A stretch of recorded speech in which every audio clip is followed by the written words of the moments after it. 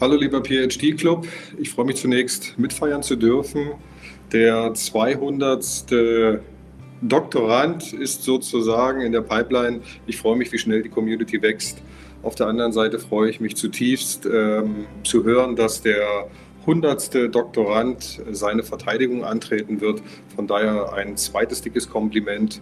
Und ja, ich nehme gern teil an dem Event, dies gebürtig zu feiern, mit meiner Frage als derzeit noch angehender Doktorand an die bereits abgeschlossenen Doktorandin.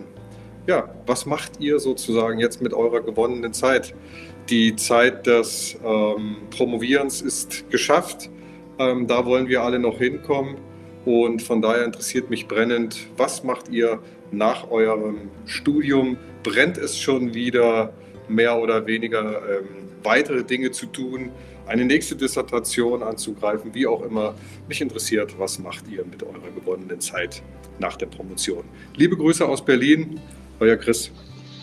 Guten Morgen, Chris. Vielen Dank für das Mail und die interessante Frage. Also hat mich gefreut, dass ihr mich angesprochen habt.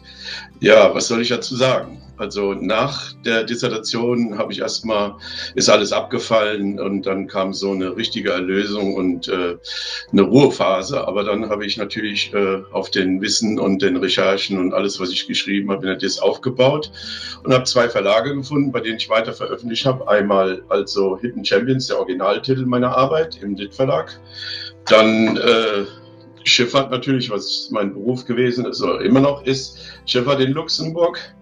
Dann das dritte, das war eine Arbeit aus den Kursen, die ich belegen musste, die ich dann intensiv ausgebaut hatte, weil ich natürlich 2500 Zeichen nicht alles schreiben konnte, was ich musste.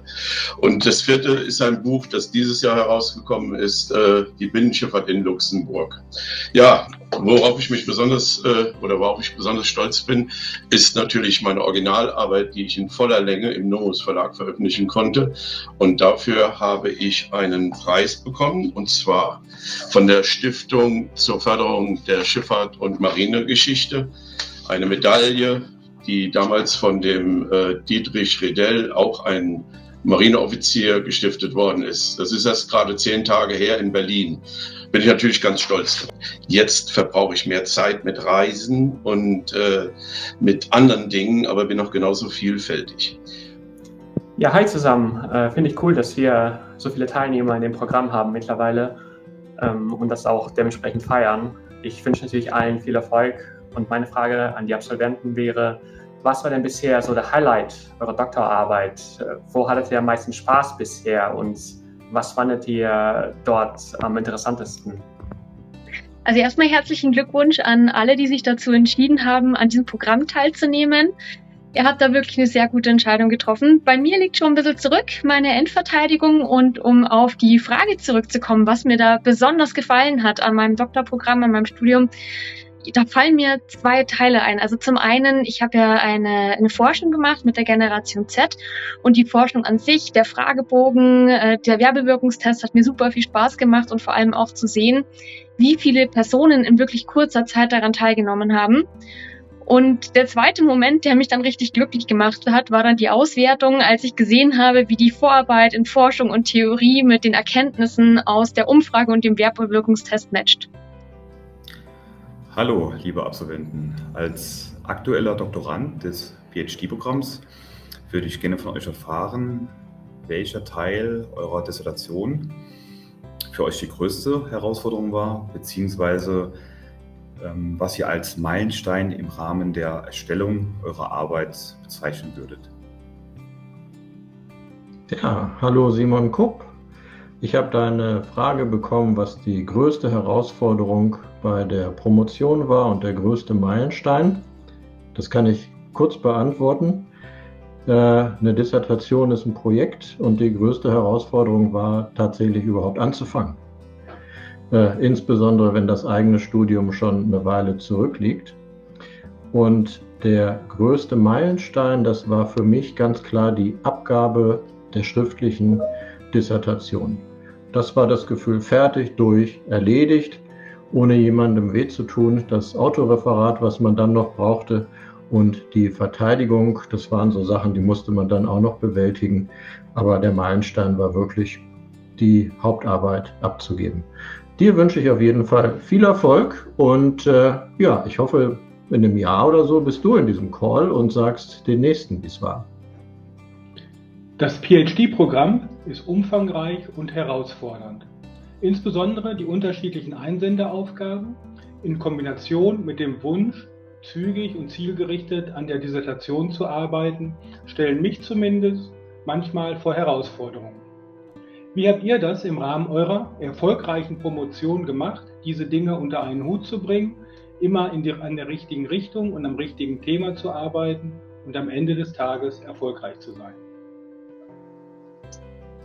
Lieber Herr Menzel, liebe Doktoranden, vielen Dank für die sehr gute Frage, wie man ressourcenschonend und effektiv so schnell wie möglich fertig wird mit seinem Doktor.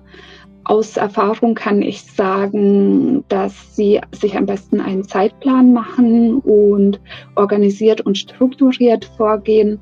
Also zum Beispiel die 4.500 Stunden Workload auf einzelne Tage runterrechnen, an denen Sie arbeiten können und wollen, dass Sie dann wissen, was auf sie zukommt und dass sie vor allen Dingen auch wissen, was die Universität von ihnen erwartet, also Meet the Requirements, dass sie genau die Formatierungsvorgaben zum Beispiel kennen, dass sie wissen, was in welches Kapitel reinkommt, dafür die ganzen Vorlagen ab Beginn nutzen. Wenn sie daneben schreiben, sage ich mal, am Thema oder an den Erwartungen der Professoren vorbeischreiben, haben sie doppelt und dreifach Arbeit und das können sie sich sparen, wenn sie von Anfang an alle Anforderungen einhalten. Delegieren sie ansonsten in ihrem beruflichen Kontext oder privat, was sie delegieren können. Schreiben sie zum Beispiel Zusammenfassungen über Kapitel, die etwa auch die Länge haben, die sie zusammenfassen wollen oder sollen. Also 2 Seiten oder 300 Seiten zusammenzufassen auf 10 Seiten ist vielleicht nicht so effektiv wie um die 10 Seiten zusammenzufassen, weil Sie die ja auch vorher lesen sollten. Ja, schlafen Sie viel, erholen Sie sich gut, ein frischer Kopf hilft Ihnen am allermeisten. Bleiben Sie gesund in der Zeit, achten Sie auf sich mit Sport, Ernährung und so weiter. Und ja, viel Erfolg! Meine Frage an die Absolventen ist folgende. Was würden Sie mit dem Wissen von heute an Ihrer damaligen Herangehensweise an das Doktoratsstudium ändern, um es effizienter zu gestalten und leere Kilometer zu vermeiden? Danke für die Antwort. Die Möglichkeit, berufsbegleitend zu promovieren, eröffnet neue Freiheiten. Damit ist aber per se keine effiziente Nutzung eben dieser verbunden. Im Nachgang zu meinem Promotionsstudium kann ich sagen, dass die Nutzung der Wochenenden und eines Großteils meiner Jahresurlaube eine gute Arbeitsatmosphäre geschaffen haben. Weniger inspirierend waren dagegen die Afterwork-Zeiten, da hier das Energielevel doch schon sehr niedrig war und diese Zeit eher für einen sportlichen Ausgleich zur Verfügung stehen sollte. Schließlich muss ich ja auch im Job fit bleiben. Kurzum, auf diese Zeiten würde ich aus heutiger Perspektive verzichten wollen. Stattdessen wären ergänzend zu den Wochenenden und Jahresurlauben zusammenhängende Zeiträume von 1 bis 2 Wochen als produktiver anzusehen. Ich bin überzeugt, dass diese Vorgehensweise grundsätzlich zu einem effizienteren Doktoratsstudium beiträgt. Diese Zeiten können zum Beispiel durch angesammelte Zeitguthaben, Bildungsurlaube oder Ähnliches finanziert werden. Abschließend möchte ich nicht unerwähnt lassen, dass gerade die Corona-Jahre einen bis dato unbekannten Digitalisierungsschub bewirkt haben, der wiederum eine breitere Nutzung von digitalen Medien und Kommunikationstools ermöglicht.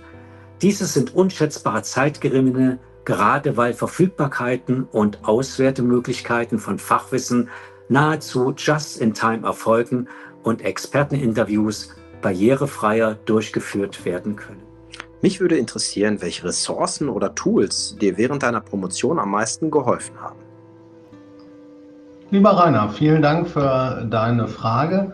Tatsächlich ist die Ressource Zeit sehr wichtig, dass man sich genügend Zeit verschafft, um die Dinge zu bearbeiten, um Stück für Stück weiterzukommen. Ich habe das für mich so gemacht, dass ich morgens immer 1-2 Stunden eher im Büro war oder abends auch mal länger, um dann immer schon etwas zu bearbeiten oder auch zu lesen. Und dann habe ich mit einem Notizblock gearbeitet, habe mir immer Dinge aufgeschrieben, die mir gerade in den Sinn kamen. Und so kam ich eigentlich Stück für Stück auch immer weiter an der Arbeit, was auch sehr motivierend war, wenn man über die Woche festgestellt hat, man kommt fortlaufend ans Arbeiten. Ja, das Zweite, wenn du nach Tools fragst, da ist es gerade, wenn man englische Literatur liest, vielleicht ganz praktisch, wenn man parallel auf dem Laptop oder auf dem Rechner ein Übersetzerprogramm laufen hat, sei es ein Google-Übersetzer oder so Anwendungen wie DeepL.com. Wenn du irgendwelche Literatur liest, irgendwelche Wörter nicht gleich verstehst oder auch gleich einen ganzen Satz, kann man das schnell eintippen und dann erschließt sich das Gelesene vielleicht dann auch besser. Ja, ich hoffe, mit den beiden kleinen Hinweisen konnte ich deine Frage schon ein Stück weit beantworten. Ansonsten bin ich für weitere Fragen natürlich sehr gern dazu bereit, da zu antworten. Ich wünsche dir sowie auch allen anderen Doktoranden, die an ihrer Promotion arbeiten, alles Gute und viel Erfolg. Liebe Grüße.